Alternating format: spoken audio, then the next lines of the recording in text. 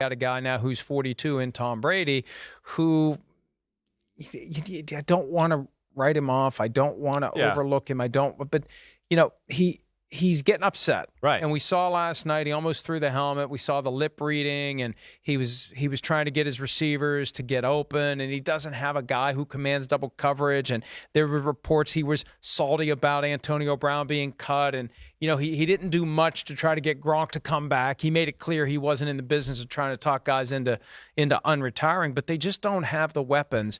At what point, though, is it him? Is it what is it? How much responsibility does he have for this? Because the way he talks creates the impression it's everyone's fault but his. Yeah, well, so thank you, because I do agree with that. Yes, it does seem like it's never Tom's fault. Now, Tom's still really good, but there's something I've tried to argue with people in the Boston media over the last year and a half, 2 years. He's not capable of carrying the team anymore when, yes, the right support system's not around him, to what we're talking about. Yeah, he could never make plays like Deshaun Watson where he'd scramble around and break tackles and do things like that.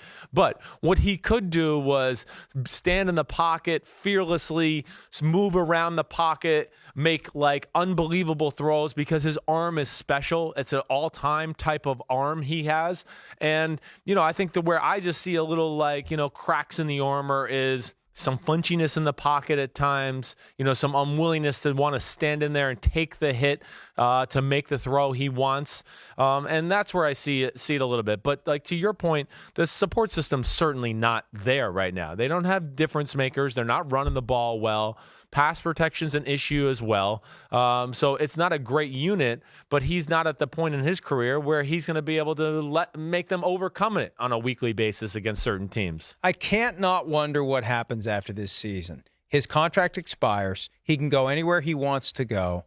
Will he want to go try to play somewhere else? Because, there's always this concern. If I leave the Patriots, the Patriots may thrive without me. You look at that roster ain't thriving without him. Right. Who's going to play quarterback? Yep. Who's going to play receiver? How are they going to retool in one off season that side of the ball? He may be better off replacing Drew Brees in New Orleans, replacing Phillip Rivers with the Chargers. Even if they're not dominant, that's what he's going to have to ask himself.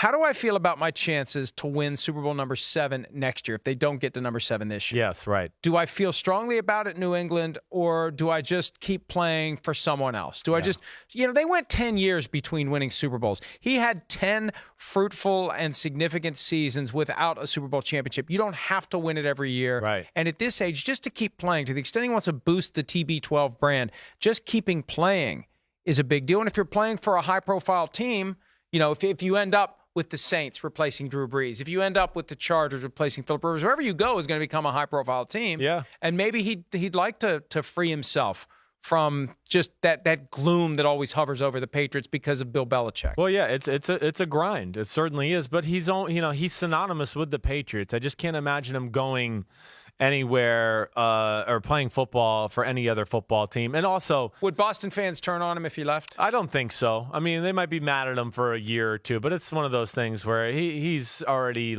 in the fabric and the DNA of that city forever and ever. I mean, he's got an Irish last name in Boston, and he wins Super Bowls. That's pretty unstoppable there. It would help to leave the conference. I would definitely. But I look at it the other way, too. Mike, I mean, if they could this offseason get a receiver or two, I think that would make a big difference in the whole outlook of the team in general. It was Antonio Brown and whatever. If they could get an A.J. Green, or they, end up making a move in the draft to get a big-time receiver, whatever it is, it won't take a lot, I don't think. I still think they're a team that, of course, is 10-2 and one of the best in football, but offensively, hey, the offensive line, it's not great. It's kind of having a down year. They've been banged up. They've had to deal with issues like that, but I don't think it's far off from being really good, and we saw it was really good last year when they won the Super Bowl. The tight end position, that's hurt them, so they've had to kind of dance with a new formula as far as that's concerned. Sony Michel hasn't been as great.